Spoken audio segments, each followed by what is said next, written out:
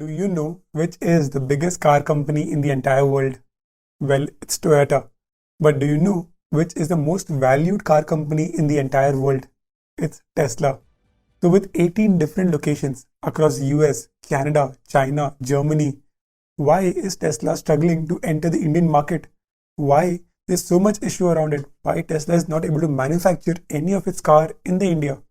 Let's find out. Now, currently, Tesla has 6 different factories, out of which 4 are located in the US, 1 in Shanghai, China, and 1 is being constructed right now in Germany, Berlin. Now, all of these units or all of these gigafactories has a production capacity of 450,000 to 550,000 vehicles per year. Where Shanghai, which is in China, is the biggest gigafactory. In just last 1 year, that means in 2021, they manufactured a total of 473,000 vehicles. The factory has a capacity of making 2,100 cars per day. And from China, a lot of these cars are exported to the international market and also used in the domestic market. So when I'm saying the international market, it means Europe and the Asian market. Another reason why the Shanghai Gigafactory has so much potential is because of the availability of cheap labor and cheap operational costs in China as compared to the US market. So clearly, there's a lot of potential wherever Tesla is making their Gigafactory. So the big question is why India is not allowing Tesla to enter the Indian market. What is the issue over here? Now, currently, the Indian government charges an extremely high import fee for vehicles which are completely imported. So if your vehicle's CIF, which is a cost, insurance and freight value is more than $40,000, then in that case, 100% duty is charged. And if it is less than $40,000, then a 60% duty is charged. Now, in general, in most of the international countries, this amount is between 15 to 25%. But in India, it is almost 60 to 100%. Hence, it is extremely expensive. Now, from a company's perspective, this directly impacts the sale of the company because if the product is so high, the company's sales will not be high. Also, from a consumer point of view, consumers are spending almost double of what they are actually spending in the US market. Now, if a Tesla in the US market only costs $45,000, in the Indian market, it will cost almost $80,000 to $85,000. So as a consumer will be spending 2x the price. Now, Elon Musk has requested for the tariff to be lowered to at least 40% for electric vehicles, but to which India has completely declined, saying that if a vehicle's tariff has to be brought down, in that case, a vehicle has to be imported and has to be locally assembled within India. In that case, the entire duty on an electric vehicle which is being imported will be much lesser. Now, as per the Indian government, Tesla will need to commit at least $500 million of auto components to be sourced from India in order for this tariff percentage to be reduced. And the company will also have to show a complete, clear roadmap in terms of how are they planning of achieving this. And there are multiple reasons for this. One being that the Indian government wants Tesla to make investments in India and not just sell its vehicle, which are extremely popular, without benefiting in some way. If Tesla was to build a plant in India, this would create jobs, this would bring tech to the Indian economy, this would make the entire supply chain much better within the country. Second main reason is because if the import tariff is to be brought down for Tesla, then it has to be brought down for other companies as well, like Mercedes, Hyundai, etc., who have been investing a lot of money in the Indian economy. And third, which is the biggest reason, is because if India was to allow Tesla to import vehicles, then in that case, the import of vehicles will happen from China because China is the biggest manufacturing gigafactory, which is near to India. And at this current stage, India wants to avoid importing any products from China. So now the issue is that Tesla does not want to commit to opening a factory in India without actually testing the market by importing vehicles from China. But at the same time, Indian government has made it extremely clear that India will not be importing any vehicles from China, and for Tesla to enter the Indian market, it has to set up some sort of plant where it can locally assemble the vehicles.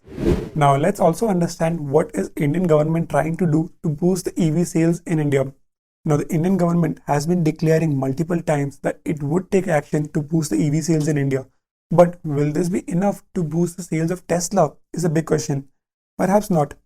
Following the international agency, India established a faster adoption and development of hybrid vehicles program in 2015, which includes a 900 crore pledge for subsidies of electric tricycles and buses. In 2019, a new budget of 10,000 crore was announced to grow the EV market in India. In addition, in 2019 of August, the government has already decreased the GST, which is a goods and service tax, on electric vehicles to just 5%. India has one of the highest car tax rates in the entire world, with almost 28% being charged as GST.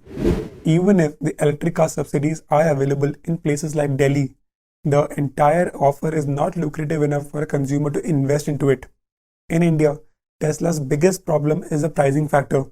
A Tesla Model 3, if you're constructing in China, is approximately 265,000 yuan, which is approximately 41,000 US dollars.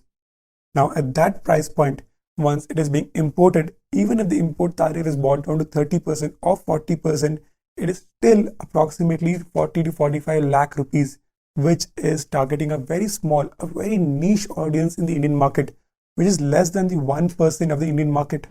If the deal would have gone through between Tesla and the government, a lot new avenues would have opened up.